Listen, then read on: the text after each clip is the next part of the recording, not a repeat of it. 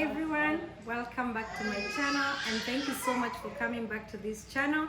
If you're new here today, my name is Betty and today we have an amazing guest in the house. She's gonna introduce herself. I know most of you know her, and welcome to Betty Is YouTube channel. Thank you, Betty. Oh my goodness, I'm so excited to have you and and for you to come to my channel. Thank you so much. Thank you so much for giving me this chance, and I would like actually to also meet you, know you, and meet your fans. Wow, my fans are right here. They are watching you, and I know some people there. They're like, "Who is that lady?" And others are like, "Yay, Honorable is in the house." Could you please introduce yourself? Thank you, Betty. Wangui Ngirici, Purity, from Kirinyaga County in Kenya, in Central Province, and I'm also the woman representative representing Kirinyaga County, member of Parliament, the Parliament of Kenya. I'm also a mother. Yeah. Yes, and I'm also a wife, a mother of 3, and I've been in many areas. So talking about Wangui Ngirici, so Wangui Ngirici, I'm the wife of Andrew Ngirici, and I'm also a mother to 2 boys, 1 girl. I'm a Christian, Mothers Union to be precise, Anglican Church. I'm also the founder and the chairperson of Wangui Ngirici Foundation. I'm also a director in Ngirici & Sons. It's also a philanthropic kind of setting. Also, we have other companies, mining companies, we do transport, and we do many other things. We also realtors. So I'm in business too, besides being a politician. Wow, you do all sort of things. Yeah. You are a strong woman. Thank you so much. And one thing I would like to tell my viewers is, she has told us all that she does, and I'll tell you, she's so humble if you meet her in person, and she's full of life. Thank you. So tell us, Wangui, did you start politics when you were so young, or you started when you were, and why politics? Why did you choose to be a politician? I'll not say that I'm a politician from when I was a young child. A young girl, for that matter. I really wasn't a politician. I always say politics found me. I didn't find politics. But the thing that was outstanding every time in school, among play groups, as a child, as I grew up in church, as a youth, as a teen, all through, somehow leadership found me. Yeah. And I would always be picked out. And mostly I would say probably because maybe I stand for honesty. I stand to represent others even when things don't look so good.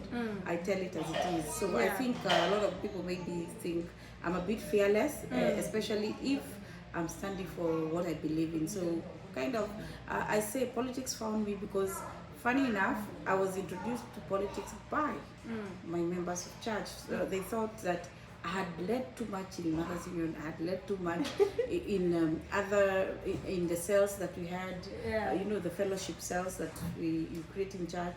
So they told me, we think you're just got the fiber of a politician. So, well, that's how they saw the fire in you. Yeah, they saw it. And the leader in you. Yeah, I kept on having to tell people the truth. Sometimes when people didn't want to pay, these subscriptions that people don't want to pay, and I would stand up there and tell them, you know what, if you don't want to pay, then just exit the group. You don't have to be a part of it. And they thought I was just a bit too tough, but they really wanted that fiber. They wanted somebody who can actually tell off and congratulate at the same time with a lot of love. And that is me. Wow, that is so good. So you have told us you're a mother. How do you balance politics and being a mother and being a wife? And well, I say I'm lucky. One, I grew up in a setup. My nuclear family almost looked like it's an extended family, because my mother was a mother of 10 children. She was running a business, not one business, not 2 businesses. She was running 3 businesses. I was we're only 3 girls out of 7 boys, so you have to get strong to survive, because only the strong survive in such a setup where you have so many brothers. And because of that, and my mother never cried one single day, and she said though it's too much. She never ran away from our home any day and said she has had enough. And even as we grew up, and my mother looked, she was a strong woman who respected my father. Yeah. So I also wanted to be a strong woman.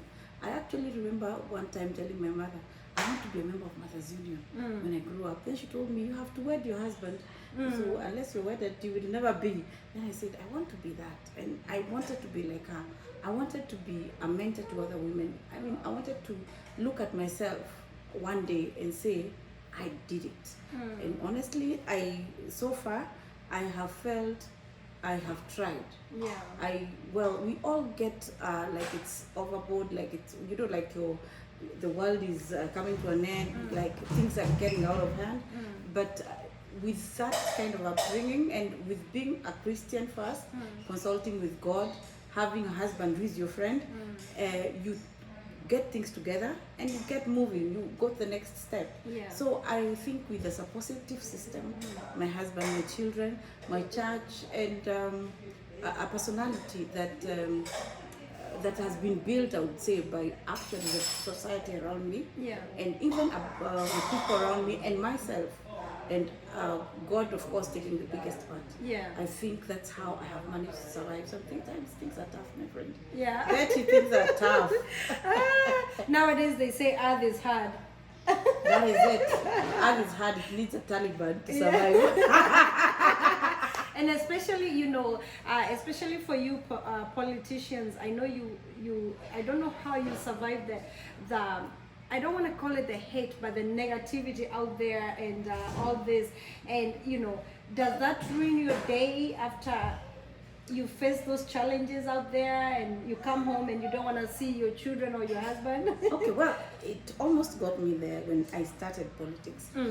Sometimes we see this negativity on social media. It was overwhelming. At some point, some dude who can't speak English tells you can't speak English. And you're like, my friend, I was a teacher of English in Japan. How dare you even say that I can't speak English? I know. And I went on that way, and I had said it's enough. I'd said I don't want politics. Because someone just went and picked up the photos of my children. Because I was on social media before I became a politician. I was in charge. People knew me before I became a politician. So somebody picks photos of my children. That time they were younger.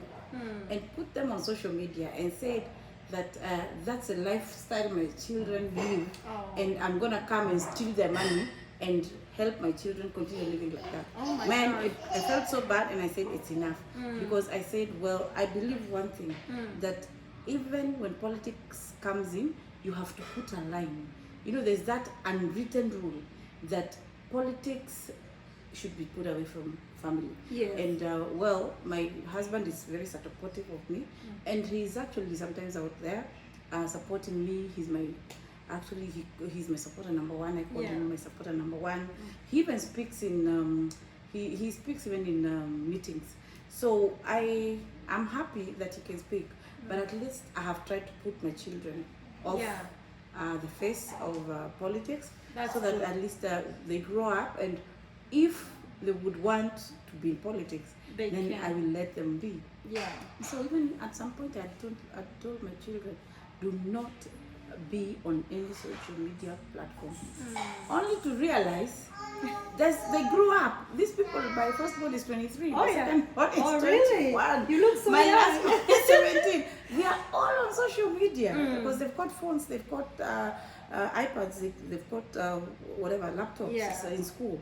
So anyway, well, I just said, okay, fine. Be it as it may, let me speak to them every time. If like now even I get mad, like maybe like I feel someone or something is really getting to me, I first call my husband before I get home. So sometimes we already have spoken because he's my very good friend. You'll be surprised. We were friends for 7 years before we got married. Friends with no benefits, nothing. So we were buddies, each other's best friends. So that's good. We've managed to come a long way. We tell each other secrets even when we don't agree. We sit back and we talk, and then that time maybe even we're mad at each other, but he can't tell anyone else. I'm the only person he can confide in. So I'm really happy, and I thank God for such an opportunity to serve and also have a support system that is really within what you can grasp. Okay. Yes. So, and also because you have spoke really good about your husband and your family, what would you like to tell women out there who you know, who are maybe they are politicians or maybe they are successful in other ways? What would you like to advise them? Because what happens is some people, they come here to the US and we hear they're separated because the woman, maybe they got more educated than the husband and they kick the husband out, or maybe the husband got more educated and they kick their wife out. Things like that happens. So what would you like to tell people who are becoming powerful and still want to remain in marriage? First and foremost, it's biblical. Yeah. For a woman to respect her husband. True. But also it's biblical for a husband to love his wife. True. So when the two go together, and if you build a friendship between you two, that way you can be able to overcome a lot of handles that may come in. Because let me tell you, power comes with a lot of changes, and unless you're strong enough to withstand change in your life that is so drastic, you may end up actually just going down and crashing. What I mean by that is you are in a position where you feel that you're the stronger person in the relationship. You're the one that has got bodyguards. You're the one that speaks to the high and mighty. You're the one that is in meetings until 11 a.m. You're the one that travels, like me now. I'm here I'd come to work. I'm here for work. And it's not one country I go to. We travel a lot. And you're going to work and your husband is back home with the children. One of the things that you must do, you must be composed. And before you get there, you ask yourself 3 questions. One, that how will whatever you're doing affect your relationship with God? If you're solid in that, I tell you that's a first stick and you will go far. Secondly, how will it affect your marriage? And if it is going to affect it negatively, how can you sort out those issues before you get there? Because if you had thought about it before, then that way you can be able to curb anything that may get out of hand, along the way. True. And how is it going to affect even your relationship with the society around you besides your family? Those are important questions that one must be ready to answer even from within yourself. And if you build a friendship with God, friendship with your family, even the people around you, you'll be surprised. I never lost any friends. Oh wow. I keep tabs with my friends. We go out, we have fun. The same friends you grew up with, you still maintain the same, even if you're even my high school friends. Wow. Yes. Like when I was here, I was with my high school friend, best friend. She's in California. I have been with Nyambura for the longest time of my life. I have been with a lot of people for the longest time of my life, in my life, and anytime we meet, we just connect like it was yesterday. Like we never separated in any way. So status and don't change. I'm able to keep that relationship because even my marriage did not change it. The thing that was between my marriage, I can separate very well. My marriage, my friends. My marriage, my work. God above everything else. That is what I believe every woman, every aspiring man, anybody that wants to go find this life, because life changes in a minute. You may leave someone today because you're successful, and then tomorrow never things turn around. So I just believe it's best to be solid and keep moving. And as you move up, keep your relationships still intact. Don't behave like you've become too big or too small. Don't ever let anyone make you feel small. But at the same time, be good enough not to make others feel small. Wow, those are wise words. Thank you. Oh, you're a woman full of wisdom. Thank you. And also, thank you so much for that advice, because even me as a person, that has really, that was deep, guys. So we, that is so amazing. Now you, I understand you want to run for a governor, to go for a governor seat. So, Yeah. and now as a women rep, what have you done for the people of Kirinyaga? Before we Betty, vote. let me tell you something. Before I ran for the woman rep seat, I was a philanthropist, and I used to help people from across the country. Even I have Maasais, I have Luos, I have people from the coast that I took through school, and others that I helped in different ways. Yeah. Even paying for their hospital bills and all that. And even others that December, Christmases would just go out with my husband. All the clothes that were supposed to be thrown away that year, we would go and give out into some home. We just walk into a home that looked like they're in need. So what happened is that I have been helping people a lot in my county. That's good. And even now, I have continued doing it. But along this journey, I have managed to keep tabs with the ground. The person, because sometimes as a leader, you might think about the big flagship projects that you might want to do for your county. But do you think the person at the county level really needs these big things? Yes, they will eventually. But first, we must connect with the needs of the people. We must connect with what they really need and feel they should have. Yeah. And as a leader, that is the most important thing. You might give me a very, very big storage building, yet I do not have the minor, small thing, miniature, that I need at that moment to help me. So by the time you give me whatever you're giving me, I'll not appreciate it the way I would have appreciated the first small thing. Yes. So in Kirinyaga County, I have been able actually to connect with the people. We have had a lot of problems with water, areas like Moya, the Lower Kareti, places like even in Bishobi, some areas, even the Kutus area, some areas, they've been really in dire need of water. I've been able to help the villagers, I've been able to help the water projects, I've been able to help them, whether it's with the kitty that I get from the national government affirmative action fund, or my personal money from Philanthropy. Yeah. I just go and give them because I know this is dire, this is urgent, I need to do this. Yeah. So for the people of Kirinyaga, I want them to feel that their agriculture has been touched in the right way. Their health sector has been touched in the right way. I want them to feel their infrastructure is being handled in the way that they would love it to be done. Because I don't want to stand out there and lie to the people next time that give me a chance, I'm gonna finish it. Okay. I have tried with the little that I can get, they know that. Yeah. I have built up women economically.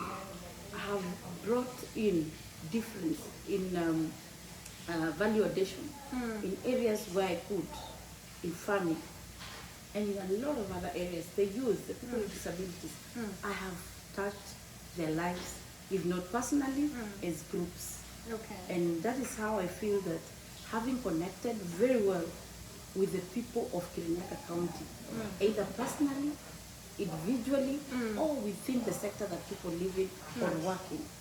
I want to come in and make the total difference that I can as the CEO of that county, because I know that I would give the people a chance to tell me exactly what we need, and I would work with them to achieve the final satisfactory answer for our county.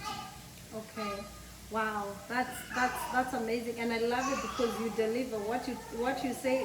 You deliver, and as you say, when you connect with the people, you understand their needs. You understand, you get to know what your people want. Yeah. So, and that's why your people love it. When I follow you online, I see positive vibes, and yes, there's a lot good of job. love, but you don't miss out on a few haters. Yeah. Yeah. So I know you're busy and I know you're going somewhere right now. Yes. I don't want to keep you. So what's the parting shot? The few last words you'd like to tell the women and tell the people of Kenya.